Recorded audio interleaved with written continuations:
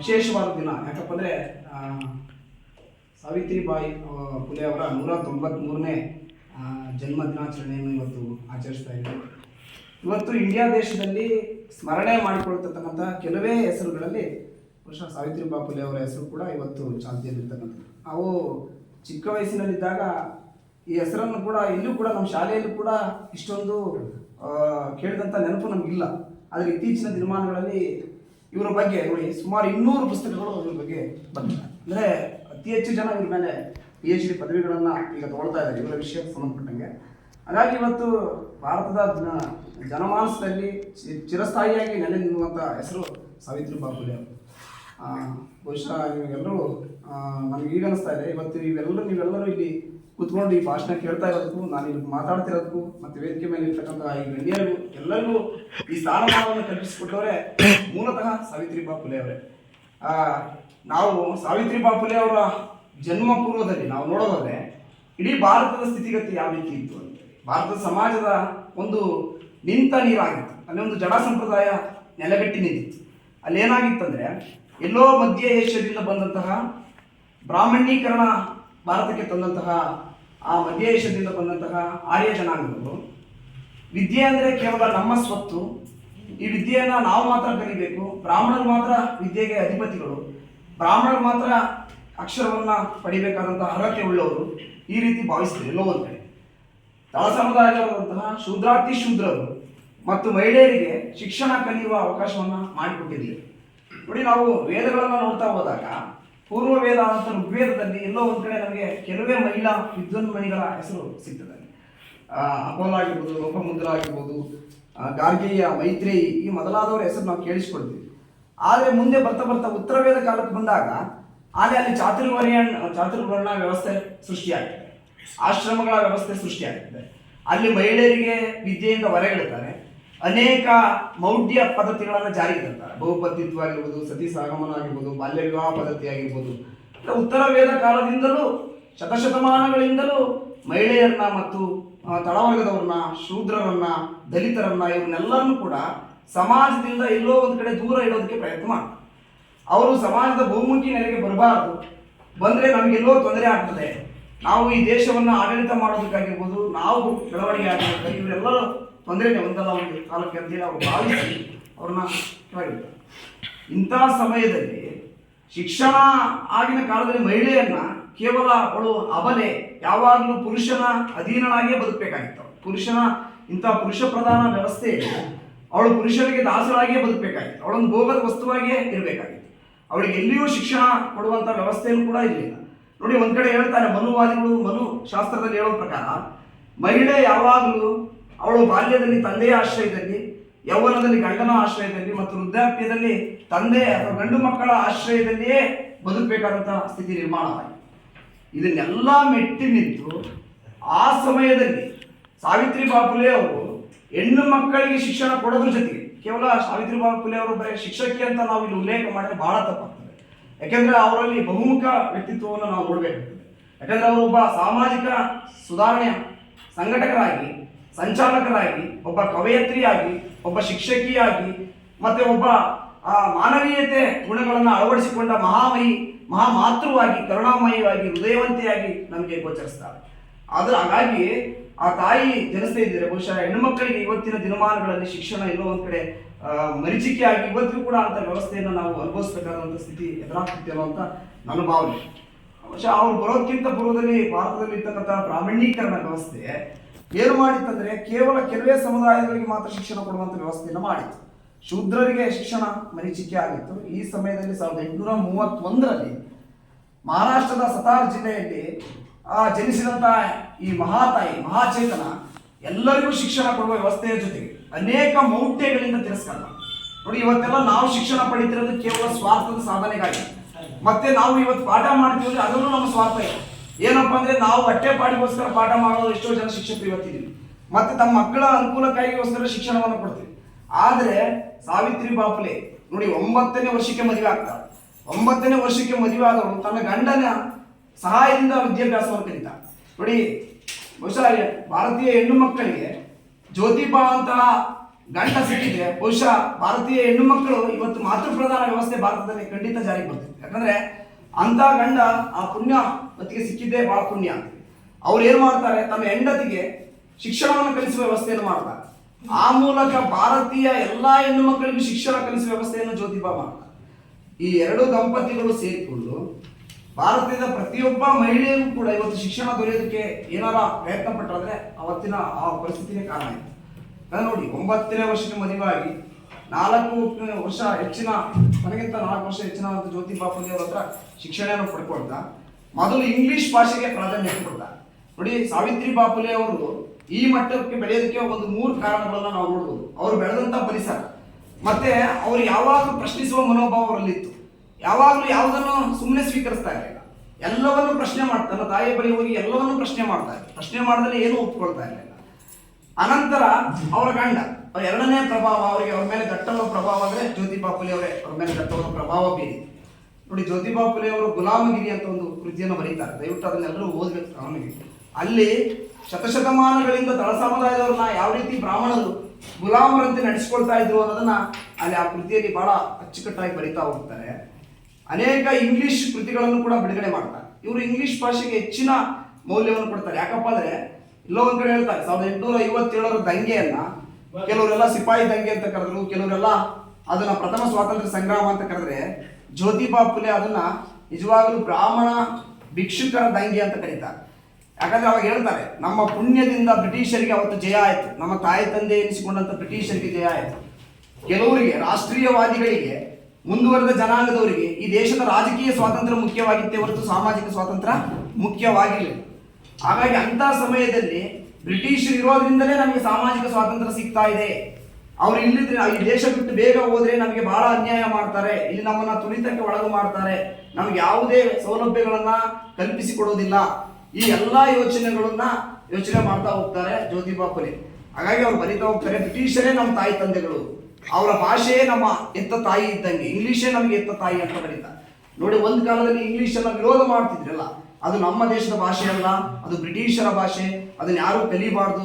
ಈ ರೀತಿ ನೋಡಿ, ಇಂಗ್ಲಿಷ್ ಶಾಲೆಗಳಿಗೆ ಕಲಿಸೋದಕ್ಕೆ ಮಕ್ಕಳನ್ನ ಯೋಚನೆ ಮಾಡ್ತಿದ್ರು. ಯಾಕಂದ್ರೆ ಅಲ್ಲಿ ಕ್ರೈಸ್ತ ಧರ್ಮದವರೇ ಪಾಠವನ್ನ ಪ್ರವಚನವನ್ನು ಮಾಡೋದ್ರಿಂದ ಅವರೆಲ್ಲೋ ಒಂದ್ ಕಡೆ ಹಿಂದೂ ಧರ್ಮದವ್ರನ್ನ ಮತಾಂತರ ಮಾಡ್ತಾರೆ, ಆಳವಾಗಿ ಯೋಚನೆ ಮಾಡ್ತಾ ಇದ್ರು. ಅವರೆಲ್ಲ ನಮ್ಮನ್ನ ಹಿಂದೂ ಧರ್ಮದವ್ರನ್ನೆಲ್ಲ ತಗೊಂಡೋಗಿ ಕ್ರೈಸ್ತ ಧರ್ಮಕ್ಕೆ ಮತಾಂತರ ಮಾಡಿಬಿಡ್ತಾರೆ. ಹಾಗಾಗಿ ಅವರ ಶಿಕ್ಷಣವನ್ನ, ಅವ್ರ ಹತ್ರ ಹೋಗಿ ಯಾರು ಶಿಕ್ಷಣವನ್ನು ಕಲಿಬಾರದು, ಇಂಥ ವ್ಯವಸ್ಥೆಯ ನಡುವೆ ಅದಕ್ಕೋಸ್ಕರ ಏನ್ ಮಾಡ್ತಾರೆ, ಸಾವಿತ್ರಿಬಾಯಿ ಫುಲೆ ಅವರು ಮತ್ತು ಜ್ಯೋತಿಬಾ ಫುಲೆ ಅವರು ಸೇರ್ಕೊಂಡು ಸುಮಾರು 18 ಶಾಲೆಗಳನ್ನ ಓಪನ್ ಮಾಡ್ತಾರೆ. 1858ರಿಂದ ಹಿಡಿದು 1848ರಿಂದ ಹಿಡಿದು 1892ನೇ ವರ್ಷದವರೆಗೂ ಅನೇಕ ಶಾಲೆಗಳನ್ನ ತೆರೀತಾರೆ. ಆ ಮೂಲಕ ಇವತ್ತೇನು ಸರ್ಕಾರದವರು ಕೊಡೋದಕ್ಕೆ ಯೋಚನೆ ಮಾಡ್ತಾ ಇದ್ದಾರೋ, ಮಕ್ಕಳಿಗೆ ಶಿಕ್ಷಣ, ಸಂಪೂರ್ಣವಾದ ಶಿಕ್ಷಣವನ್ನು ಕೊಡೋದಕ್ಕೆ, ಕೆಲವು ಮೂಲಭೂತ ಸೌಲಭ್ಯಗಳನ್ನು ಕೊಡೋದಕ್ಕೆ ಯೋಚನೆ ಮಾಡ್ತಾರೋ ಅದನ್ನ ಅವಾಗಲೇ ಕೊಡ್ತಾರ. ಅವಾಗಲೇ ಅವರಿಗೆ ಎಲ್ಲ ವಸತಿ ಸೌಲಭ್ಯವನ್ನು ಕಲ್ಪಿಸಿಕೊಡ್ತಾರೆ, ಜೊತೆಗೆ ಉಚಿತವಾದ ಶಿಕ್ಷಣವನ್ನು ಕೊಡ್ತಾರೆ, ದಾನಿಗಳ ಮೂಲಕ ಉಚಿತವಾದ ಪುಸ್ತಕಗಳನ್ನ ಕೊಡಿಸ್ತಾರೆ. ಇವೆಲ್ಲ ಸೌಲಭ್ಯಗಳ ಮತ್ತೆ ಮನೆ ಮನೆಗೆ ತೆರಳಿ ಮಕ್ಕಳಿಗೆ ಮನವೊಲಿಸ್ತಾರೆ. ದಲಿತ ಮಕ್ಕಳ ದಲಿತ ಕೇರಿಗಳಲ್ಲೇ ವಾಸ ಮಾಡ್ತಾರೆ, ದಲಿತ ಕೇರಿಗಳಲ್ಲೇ ಶಾಲೆಗಳನ್ನ ಸ್ಥಾಪನೆ ಮಾಡ್ತಾರೆ. ಯಾಕಂದ್ರೆ ಮಕ್ಕಳನ್ನ ಮನವೊಲಿಸಿ ಅವರಿಗೆ ಶಿಕ್ಷಣವನ್ನು ಕೊಡಬೇಕು ಅನ್ನೋದು ಅವರ ಉದ್ದೇಶ ಆಗಿದೆ. ನೋಡಿ, ಇದ್ರ ಜೊತೆಗೆ ಒಬ್ಬ ದೊಡ್ಡ ವೈಚಾರಿಕವಾದಿ ಸಾವಿತ್ರಿಬಾಯಿ ಫುಲೆ, ಕೇವಲ ಶಿಕ್ಷಕಿ ಮಾತ್ರ ಅಲ್ಲ, ಅವರು ದೊಡ್ಡ ವಿಚಾರವಂತರು. ಇವತ್ತು ಎಷ್ಟೋ ಜನ ಶಿಕ್ಷಕರು ಶಿಕ್ಷಣ ಪಡೆದರೂ ಕೂಡ ಮೌಢ್ಯಕ್ಕೆ ದಾಸರಾಗಿದ್ದಾರೆ. ವೈಜ್ಞಾನಿಕ ಇಷ್ಟೆಲ್ಲ ವಿಜ್ಞಾನ ಮುಂದುವರೆದಿದೆ, ತಂತ್ರಜ್ಞಾನ ಬೆಳವಣಿಗೆ ಆಗಿದೆ, ಆದ್ರೂ ಕೂಡ ಇವತ್ತಿಗೂ ಕೂಡ ಯಾವುದಾದ್ರೂ ಒಂದು ಸಾಧನೆ ಮಾಡಬೇಕಾದ್ರೂ ಕೂಡ ಇವತ್ತಿಗೂ ನಾವು ಅನೇಕ ಮೌಢ್ಯಗಳ ಬಲೆ ಬೀಳ್ತಾರೆ. ಎಷ್ಟೋ ಜನ ಶಿಕ್ಷಕರು ಮನೆಯಲ್ಲಿಯೂ ಕೂಡ ಮೌಢ್ಯಾಚಾರ ಮಾಡೋದ್ರ ಜೊತೆಗೆ ಹೊರಗಡೆ ಶಾಲೆಯೊಳಗೂ ಕೂಡ ಜಾತೀಯತೆಯನ್ನು ಅನುಸರಿಸ್ತಾ ಇದ್ದಾರೆ ಇವತ್ತಿಗೂ ಕೂಡ. ಆದರೆ ಅವತ್ತು ಆಗಿನ ಕಾಲದಲ್ಲಿ ಬ್ರಾಹ್ಮಣ ವಿಧಿವೇರಿಗೂ ಕೂಡ ಪುನರ್ವಸತಿ ಕೇಂದ್ರಗಳನ್ನ ತೆರೀತಾರೆ. ನೋಡಿ, ಬ್ರಾಹ್ಮಣರನ್ನು ಕೂಡ ವಿರೋಧ ಮಾಡಲಿ, ಬ್ರಾಹ್ಮಣ ವಿಧಿವೇರನ್ನು ಕೂಡ ಮತ್ತೆ ಗಂಡಸತಂತ್ರ ಚಿಕ್ಕ ವಯಸ್ಸಿನ ಮಕ್ಕಳನ್ನ ಅವರಿಗೆ ಆಶ್ರಯ ಕೊಟ್ಟು ಅವರಿಗೆ ವಿವಾಹ ಬಾಹಿರವಾದಂತಹ ಮಕ್ಕಳು ಹುಟ್ಟಿದ್ರೆ ಅವರನ್ನು ಸಾಕುವ ಕೆಲಸವನ್ನು ಕೂಡ ಮಹಾತಾಯಿಯಾಗಿ ಮಾಡ್ತಾರೆ. ಹಾಗಾಗಿ ಸಾವಿತ್ರಿಬಾಯಿ ಫುಲೆ ಮಾಡಿದ್ದು ಕೇವಲ ಶಿಕ್ಷಣ ಕೊಡುವ ಕೆಲಸ ಅಷ್ಟೇ ಮಾಡಲಿಲ್ಲ, ಅವರು ಸಮಾಜದಲ್ಲಿರ್ತಕ್ಕಂಥ ಉಳುಕುಗಳನ್ನ, ಅಂಕುಡೊಂಕುಗಳನ್ನ ತಿದ್ದೋದ್ರ ಜೊತೆಗೆ ತಾವು ಕೂಡ ಬ್ರಿಟಿಷರ ಮನವೊಲಿಸೋದ್ರ ಜೊತೆಗೆ ಅನೇಕ ಮೌಢ್ಯಗಳನ್ನ ಸರಿಪಡಿಸುವ ಕೆಲಸವನ್ನ ಈ ಮಹಾ ದಂಪತಿಗಳು ಮಾಡ್ತಾರೆ. ಎಷ್ಟೋ ಕಡೆ ನೀವು ನೋಡಿರ್ಬೋದು, ಎಷ್ಟೋ ಕಡೆ ಬ್ರಾಹ್ಮಣ ವಿಧಿವೇರು ಚಿಕ್ಕ ವಯಸ್ಸಿಗೆ ವಿಧಿವೇರಾದಾಗ ಅವರು ಕೇಶ ಮುಂಡನ ಮಾಡಿಸಿಕೊಂಡು ಗಂಡ ಸತ್ತಾಗ ವಿಧಿವೆಯ ರೀತಿ ಬದುಕಬೇಕಾಗಿತ್ತು, ಅವರ ಜೀವನನೇ ನಿಕೃಷ್ಟವಾಗ್ತಿತ್ತು. ಪಾಪ ಚಿಕ್ಕ ವಯಸ್ಸಿಗೆ ವಿಧವೆಯಾದವರು ಅವರು ತಮ್ಮ ಆಯಸ್ಫೂರ್ತಿ ವಿಧವೆ ಜೀವನವನ್ನೇ ಅನುಭವಿಸಬೇಕಾಯ್ತು. ಅಂತ ಸಮಯದಲ್ಲಿ ಅವರಿಗೆ ಪುನರ್ವಿವಾಹ ಯೋಜನೆಯನ್ನು ಜಾರಿಗೆ ತರ್ತಾರೆ. ಸತಿ ಸಾಗಮನ ಪದ್ಧತಿಯನ್ನು ನಿಲ್ಲಿಸುವ ಪ್ರಯತ್ನವನ್ನು ಮಾಡ್ತಾರೆ. ನೋಡಿ, ಇವತ್ತು ಇಷ್ಟು ಶಿಕ್ಷಣ ಪಡೆದು ಏನೋ ಇಡೀ ವ್ಯವಸ್ಥೆಯನ್ನು ಸರಿಪಡಿಸಕ್ಕೆ ಸಾಧ್ಯ ಆಗ್ತಿಲ್ಲ. ಇಷ್ಟೊಂದು ಎಲ್ಲರೂ ಶಿಕ್ಷಣವಂತರಾದ್ರು ಕೂಡ. ಆದರೆ 180 ವರ್ಷಗಳ ಹಿಂದೆ ಇವರು ಅಂಥ ಕೆಲಸಗಳನ್ನು ಮಾಡ್ತಾರೆ ಅಂದರೆ ಯೋಚನೆ ಮಾಡಿ. ಆವಾಗ ಎಲ್ಲರನ್ನೂ ಎದುರಾಕಿಕೊಡ್ತಾರೆ. ಸನಾತನವಾದಿಗಳನ್ನ, ಮನುವಾದಿಗಳನ್ನ, ಇಡೀ ವ್ಯವಸ್ಥೆಯನ್ನ ಜೊತೆಗೆ ತಮ್ಮ ಬಂಧು ಬಳಗವನ್ನು ಕೂಡ ಎದುರಾಕಿರ್ತಾರೆ. ಅವ್ರ ಅಪ್ಪ, ಅಮ್ಮ, ಅಣ್ಣ ಅವರೆಲ್ಲರೂ ಕೂಡ ವಿರೋಧ ಮಾಡ್ತಾರೆ. ಬೇಡ, ನೀನು ಅಸ್ಪೃಶ್ಯರಿಗೆ ಯಾಕೆ ಶಿಕ್ಷಣವನ್ನು ಕೊಡಕ್ಕೆ ಹೋಗ್ತೀಯಾ, ಅವ್ರ ಮೈಯೆಲ್ಲ ಯಾಕೆ ಮುಟ್ತೀಯಾ, ಅವ್ರ ಮೈ ಮುಟ್ಟಿದ್ರೆ ಕೀಳು, ಮೈಲಿಗೆ, ಇಂಥ ನಿಯಮಗಳು ಅವಾಗ ಇದ್ವಲ್ಲ ಅದನ್ನು ಹೇಳ್ತಾರೆ.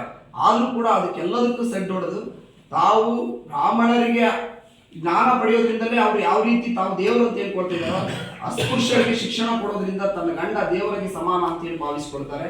ತನ್ನ ಗಂಡ ಮಾಡುವಂಥ ಎಲ್ಲ ಕೆಲಸಕ್ಕೂ ಕೈ ಜೋಡಿಸ್ತಾರೆ. ನೋಡಿ, ಆದರ್ಶ ಸತಿಪತಿಗಳಾಗಿರ್ತಾರೆ. ಅದಕ್ಕೆ ಹೆಂಡತಿ ಮಾಡುವ ಕೆಲಸಕ್ಕೆ ಯಾವತ್ತೂ ಜ್ಯೋತಿಬಾ ಫುಲೆ ಹಿಂದೇಟಾಗ್ತಾರೆ. ಭಾರತದಲ್ಲಿ ಮೊದಲ ಬಾರಿಗೆ ಇವರಿಗೆ ಶಿಕ್ಷಕಿ ತರಬೇತಿಯನ್ನು ಕೊಡಿಸಿ ಇಡೀ ಭಾರತದಲ್ಲಿ ಮೊದಲ ಶಿಕ್ಷಕಿಯಾಗಿ ರೂಪುಗೊಳ್ಳೋದಕ್ಕೆ ಜ್ಯೋತಿಬಾ ಫುಲೆ ಪ್ರಮುಖ ಕಾರಣರಾಗ್ತಾರೆ. ಬ್ರಿಟಿಷರು ಕೂಡ ಇವರಿಗೆ the first lady teacher of India ಅಂತೇಳಿ ಗುರುತಿಸಿದ್ದಾರೆ. ಅವರು ಬ್ರಿಟಿಷರು ಕೂಡ ಕರೆದಿದ್ದಾರೆ. ಅಂದರೆ ಅವತ್ತು ಇಂಗ್ಲಿಷ್ ಭಾಷೆಯ ಬಗ್ಗೆ ಬಹಳ ಅಭಿಮಾನವನ್ನು ತೋರಿಸ್ತಾರೆ. ಇಂಗ್ಲಿಷ್ ನಮಗೆ ಎತ್ತ ತಾಯಿ ಇದ್ದಂಗೆ. ಯಾಕಂದರೆ ಇಂಗ್ಲೀಷ್ನಲ್ಲೇ ಎಲ್ಲ ಇದೆ. ನಾವು ಪುರಾಣಗಳನ್ನು, ವೇದಗಳನ್ನು, ಇವುಗಳನ್ನು, ಶಾಸ್ತ್ರಗ್ರಂಥಗಳನ್ನೆಲ್ಲ ಬರೆದವರು ಯಾರಂದರೆ ಮನುವಾದಿಗಳು. ಅವರೆಲ್ಲ ಒಪ್ಪಿಕೊಂಡಂಥ ವ್ಯವಸ್ಥೆ ಅದು.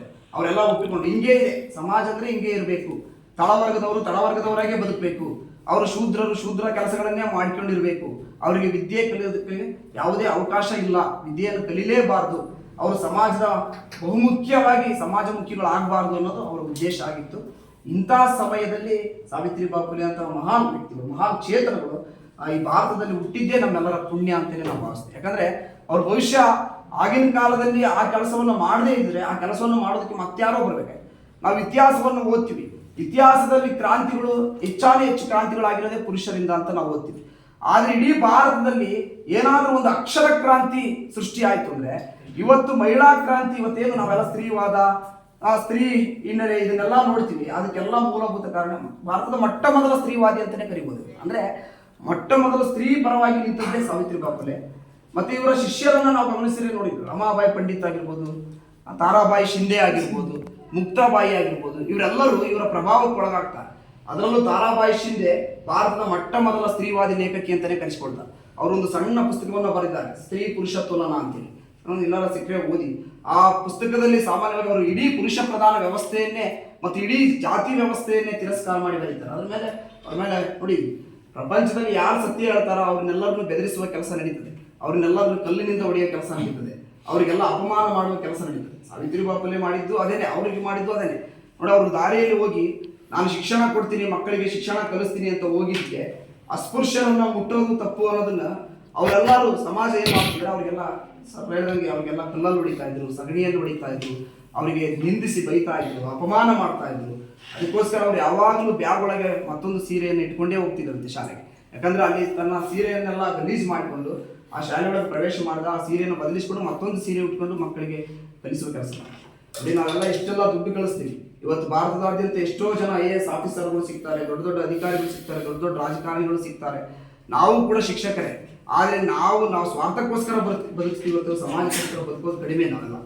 ಆದರೆ ಇಂಥ ಮಹಾನ್ ಚೇತನಗಳು ಅವ್ರ ಕೈಯಲ್ಲಿ ಯಾವುದೇ ಸಹಾಯ ಇಲ್ಲದೆ, ದುಡ್ಡಿಲ್ಲದೆ, ಬ್ರಿಟಿಷರು ಕೊಡುವಂಥ ಅನುದಾನದಲ್ಲಿ ಶಾಲೆಗಳನ್ನು ನಡೆಸ್ತಾರೆ. ಮನೆಗೆ ಹೋಗಿ ಭಿಕ್ಷೆಯನ್ನು ಬೇಡ್ತಾರೆ. ಕೆಲವರೆಲ್ಲ ಹಣ ಸಹಾಯವನ್ನು ಕೇಳ್ತಾರೆ.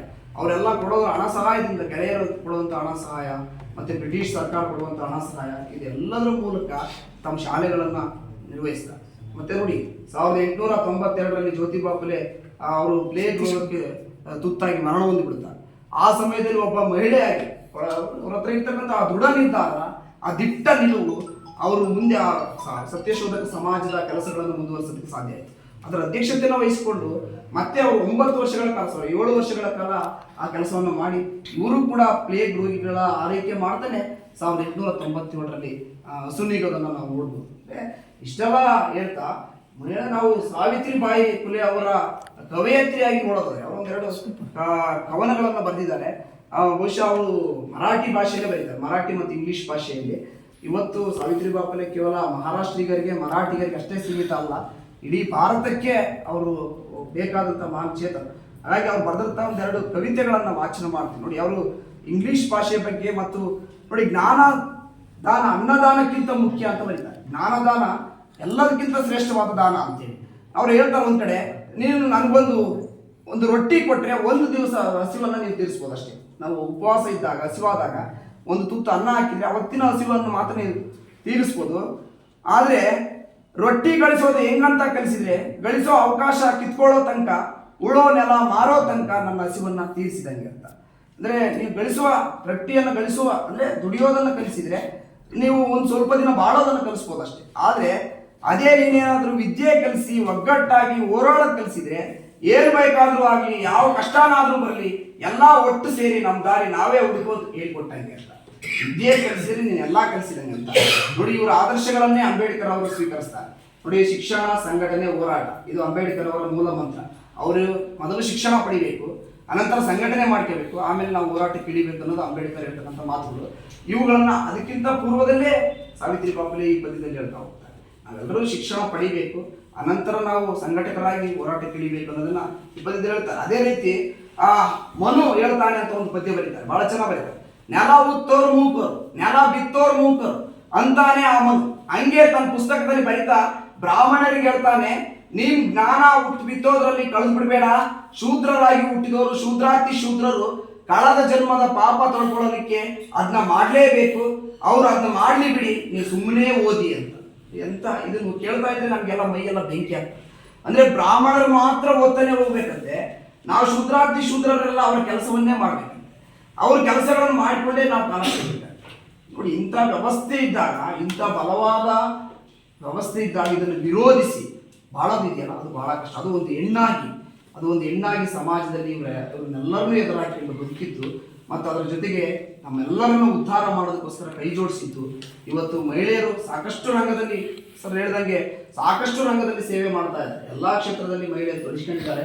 ಆದರೆ ಇವತ್ತು ಆ ಮಹಿಳೆಯ ಅಭ್ಯುದಯಕ್ಕೆ ಮೂಲಭೂತ ಕಾರಣ ಯಾರಂದರೆ ಸಾವಿತ್ರಿಬಾಯಿ ಫುಲೆ. ಅದಕ್ಕೆ ಮಹಿಳೆಯರು ಭಾರತದಲ್ಲಿ ಯಾವ ವ್ಯಕ್ತಿಯನ್ನು ಮಾತ್ರ ಕೂಡ ಸಾವಿತ್ರಿಬಾಯಿ ಫುಲೆಯನ್ನು ಮರೆಯುವಂತೆ ಇಲ್ಲ, ಅಂತಹ ಜ್ಞಾನ ಚೇತನ. ಅದಕ್ಕೆ ಇಂಗ್ಲಿಷ್ ಕಲಿ ಅಂತೇಳಿ ಒಂದು ಪದ್ಯ ಬರೀತಾರೆ ನೋಡಿ. ಅಲ್ಲಿ ನಿನ್ನ ಕಾಲ ಮೇಲೆ ನೀನು ನಿಲ್ಲೋದು, ನೀನು ಉದ್ಯೋಗ ಆಗಲಿ, ಇದ್ದಬದ್ದ ಶಕ್ತಿನೆಲ್ಲ ಕೂಡಿಸಿ ಜ್ಞಾನ ಸಂಪತ್ತನ್ನ ಪಡಿ. ಜ್ಞಾನ ಇಲ್ಲ ಅಂತಾನೆ ಪಶು ಪಕ್ಷಿ ಪ್ರಾಣಿಗಳು ಮೂಕ ಆಗಿದ್ದಾವೆ. ನಿಲ್ಬೇಡ, ಓಡು, ವಿದ್ಯೆ ಗಳಿಸಲಿಕ್ಕೆ ಅವಕಾಶ ಬಂದಿದೆ, ಶಾಲೆ ಕಲಿಯಲಿಕ್ಕೆ. ಶೂದ್ರರು, ಅತಿಶೂದ್ರರು ಈಗ ಇಂಗ್ಲಿಷ್ ಕಲಿಬಹುದು. ಕಷ್ಟ ದುಃಖ ಹೊರ ಹಾಕಲಿಕ್ಕೆ ಅವಕಾಶ ಬಂದಿದೆ ಅಂತೂ ಬ್ರಾಹ್ಮಣರು ಬೋಧನೆ ವಾಕು ಅನ್ನೋ ಮೂಗುದಾರ ಕಿತ್ತು ಬಿಸಾಡು. ಇಂಗ್ಲಿಷ್ ಕಲಿತು ಮೊದಲು ಜಾತಿ ಬಂಧನಗಳ ಕಿತ್ತಾಡು.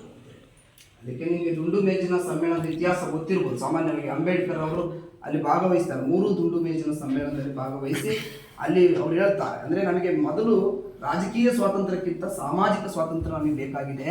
ಈ ದೇಶದಲ್ಲಿ ನಮ್ಮನ್ನು ಬಹಳ ಅಮಾನೀಯವಾಗಿ ಕಾಣ್ತಾ ಇದ್ದಾರೆ, ನಮ್ಮನ್ನು ಪ್ರಾಣಿಗಳ ರೀತಿ ಕಾಣ್ತಾ ಇದ್ದಾರೆ ಅಂತೇಳಿ.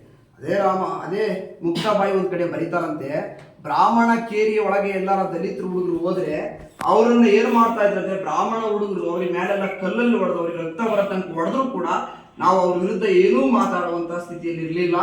ಒಂದು ವೇಳೆ ಬ್ರಿಟಿಷರು ಭಾರತಕ್ಕೆ ಬರದೇ ಇದ್ದಿದ್ರೆ ನಮ್ಮನ್ನ ಅತ್ಯಂತ ನಿಕೃಷ್ಟ ಪ್ರಾಣಿಗಳಿಗಿಂತ ಕಡೆಯಾಗಿ ಈ ದೇಶದಲ್ಲಿ ನಡೆಸ್ಕೊಳ್ತಾ ಇದ್ರು. ಅಂದ್ರೆ ಇಂಥವೆಲ್ಲ ಯೋಚನೆಗಳನ್ನ ನಾವು ನೋಡ್ತಾ ಹೋದಾಗ ಇವರೆಲ್ಲ ಸರ್ ಹೇಳಿದಾಗೆ ಮೂಲ ಬೇರುಗಳನ್ನು ಹುಡುಕ್ತೀವಿ ನೋಡಿ. ಈ ದೇಶದಲ್ಲಿ ಬುದ್ಧ, ಬಸವ, ಅಂಬೇಡ್ಕರ್, ಜ್ಯೋತಿಬಾಯಿ ಫುಲೆ ಇಂಥ ಮಹಾನ್ ಚೇತನಗಳೇನಾದ್ರು ಹುಟ್ಟದೇ ಇದ್ದಿದ್ರೆ ಬಹುಶಃ ಈ ದೇಶದ ಸ್ಥಿತಿ ಮೊದಲಿಗಿಂತ ಕಡೆಯಾಗಿರ್ತಿದ್ದೆ ನಾವು.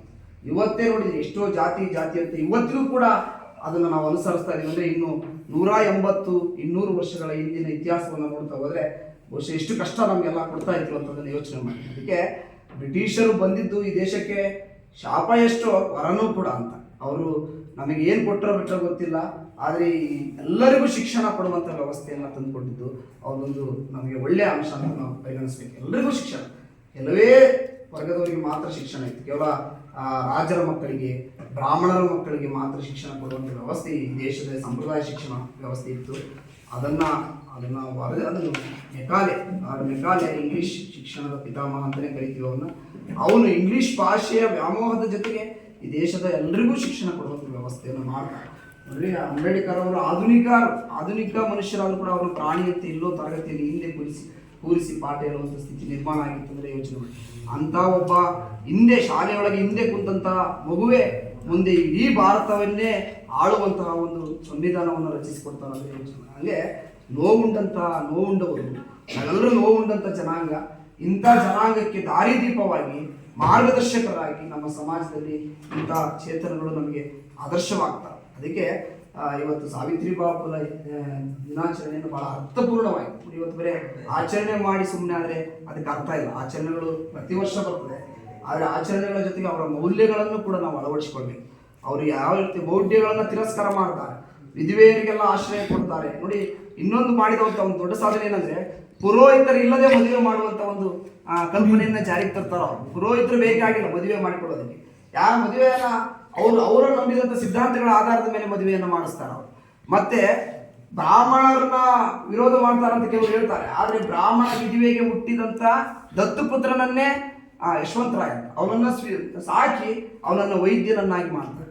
ಅಂದ್ರೆ ಅವ್ರು ಯಾರನ್ನೂ ವಿರೋಧ ಮಾಡಲ್ಲ, ಇಡೀ ವ್ಯವಸ್ಥೆಯನ್ನು ವಿರೋಧಿಸ್ತಾರೆ ಅಷ್ಟೇ. ವ್ಯವಸ್ಥೆಯನ್ನು ವಿರೋಧಿಸ್ತಾರೆ. ವ್ಯವಸ್ಥೆ ಎಷ್ಟು ಅನ್ಯಾಯದಲ್ಲಿತ್ತು ಅದನ್ನೆಲ್ಲ ಸರಿಪಡಿಸುವ ಕೆಲಸವನ್ನು ಮಾಡ್ತಾರೆ. ಜೊತೆಗೆ ಎಲ್ಲರಿಗೂ ಶಿಕ್ಷಣ ಕೊಡೋದು. ನೋಡಿ, ಶಿಕ್ಷಣದಿಂದ ಮಾತ್ರ ಎಲ್ಲ ಸಾಧ್ಯ. ಅದನ್ನು ಯಾರು ಪಡಿತಾರೋ ಅವ್ರು ಏನು ಬೇಕಾದ್ರೂ ಮಾಡ್ಬೋದು ಅನ್ನೋದನ್ನ ಅವಾಗಲೇ ನಮಗೆ ತೋರಿಸ್ಕೊಡ್ತಾರೆ. ಅದಕ್ಕೆ ಕೇವಲ ಗಂಡನ ಮೂಲಕ ಶಿಕ್ಷಣ ಕಲಿತಂಥ ಮಹಾತಾಯಿ ಆ ಶಿಕ್ಷಣವನ್ನು ಎಲ್ಲರಿಗೂ ಹಂಚುವಂಥ ಕೆಲಸವನ್ನು ಮಾಡಿದ್ದು ಒಂದು ದೊಡ್ಡ ಸಾಧನೆ. ಜೊತೆಗೆ ಮೌಢ್ಯವನ್ನೆಲ್ಲ ತಿರಸ್ಕಾರ ಮಾಡ್ತಾರೆ. ಸಮಾಜವನ್ನು ಸರಿಪಡಿಸುವ ಕೆಲಸವನ್ನು ಮಾಡಿ ಒಬ್ಬ ಸಮಾಜ ಸುಧಾರಕರಿಯಾಗಿ ಕೂಡ ನಮಗೆ ಗೋಚರಿಸ್ತಾರೆ.